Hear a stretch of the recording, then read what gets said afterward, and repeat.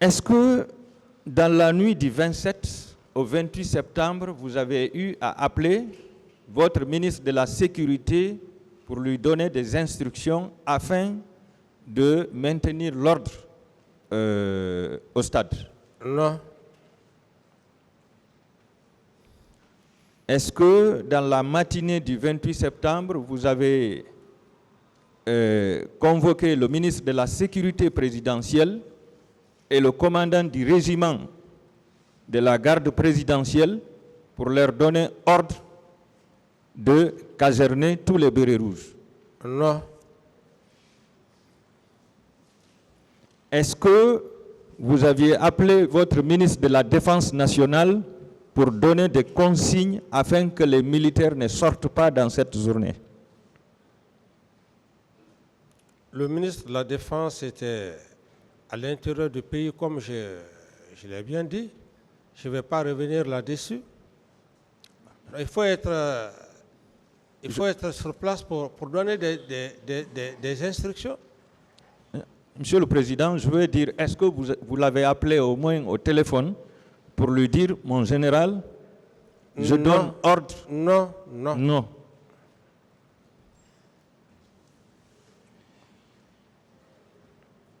Au moment où le lieutenant Aboubakar Sidiki Diakité vous dissuadez de ne pas aller au stade, est-ce que lui et les hommes du salon vous ont demandé de leur laisser faire, d'aller régler le compte des manifestants et des leaders politiques? Non. Non. D'accord.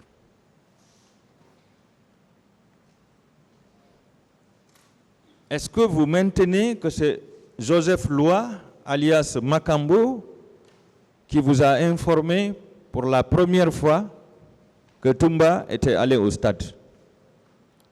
Oui.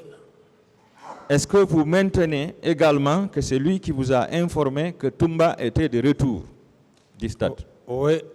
Est-ce que cela veut dire que Toumba était allé seul et est revenu seul du stade? C'est à M. Toumba de dire devant...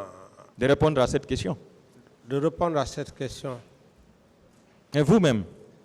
Non, je ne parle pas à sa place. C'est M. Camara. Donc, je réponds à mon nom propre, personnel, mais je ne réponds pas à sa place. Est-ce que vous aviez demandé à Joseph Loa qui d'autres sont allés au stade? Non. Non. Donc ce n'était pas un souci pour vous de savoir quels sont ceux qui sont allés au stade en dehors de Toumba? Ouais, vous pouvez imaginer comme vous voulez, maître, mais je ne peux pas répondre à cette question. D'accord. Quand il est revenu, est-ce qu'il vous a fait un compte-rendu?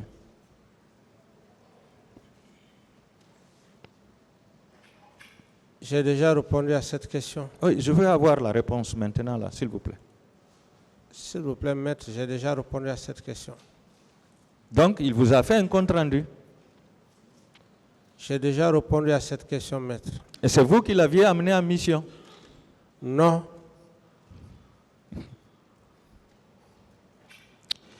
Est-ce que son compte-rendu l'accablait? Vous dites? Est-ce que son compte-rendu l'accablait? Son compte rendu le... Si ça l'accablait. J'ai suffisamment parlé de ça, maître. Je ne reviendrai plus là-dessus. Non, vous n'avez jamais parlé de ça. C'est que j'ai déjà parlé de ça. Je ne vais plus revenir là-dessus. Vous ne voulez pas revenir là-dessus. Oui. Est-ce que, sur le champ, vous vous êtes dit que Toumba était coupable de ce massacre? J'ai suffisamment parlé de ça et je ne voudrais plus revenir là-dessus. Vous ne voulez pas répondre.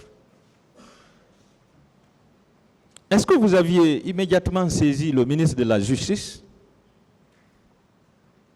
à l'époque pour déclencher des poursuites judiciaires contre Toumba. J'ai parlé de cela, je ne vais pas revenir là-dessus. J'ai dit que j'avais fait appel à la commission internationale et créé un comité de crise sous l'égide du ministre de la Justice et de son chef hiérarchique, le Premier ministre. Donc j'en ai suffisamment parlé et je ne voudrais plus revenir là-dessus. Donc vous n'avez pas saisi le ministre de la Justice? Comme vous pouvez l'imaginer, maître, j'en ai déjà parlé. D'accord. Vous avez dit dans votre PV, quand vous avez été informé qu'il y a eu beaucoup de morts au stade, vous êtes rentré au bureau, vous vous êtes mis à pleurer. Est-ce que ces pleurs signifiaient que vous vous sentiez coupable de ce massacre? Mais c'est choquant. C'est choquant lorsque vous apprenez qu'il y a eu des morts, même une seule personne. Pour une personne normale, j'estime que c'est un cas très choquant. Voilà. Et je ne peux pas vous décrire l'émotion, maître, je ne peux pas vous décrire l'émotion. Je veux juste vous dire, dans de telles circonstances, lorsqu'on vous annonce qu'il y a eu des morts, beaucoup de morts,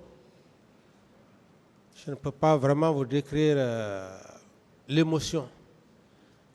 Ce que vous venez de lire, je pense que c'est largement suffisant. Le reste, je n'ai pas autre détail à faire. Monsieur le Président, oui.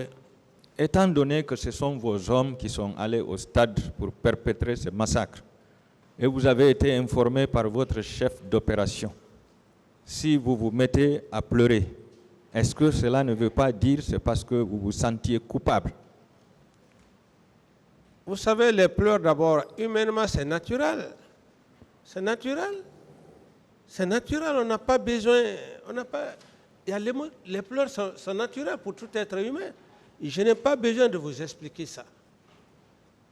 Les pleurs sont tout à fait naturels. L'homme est né avec ça. Ça peut être l'émotion, ça peut être sous choc. Donc, je n'ai pas besoin de vous expliquer ça, maître. Prenez comme vous voulez. D'accord. Est-ce que ce massacre était un signe de déclin pour votre régime? Ce massacre était lugubre. Et de la chute du CNDD. J'ai dit ce massacre était lugubre, barbare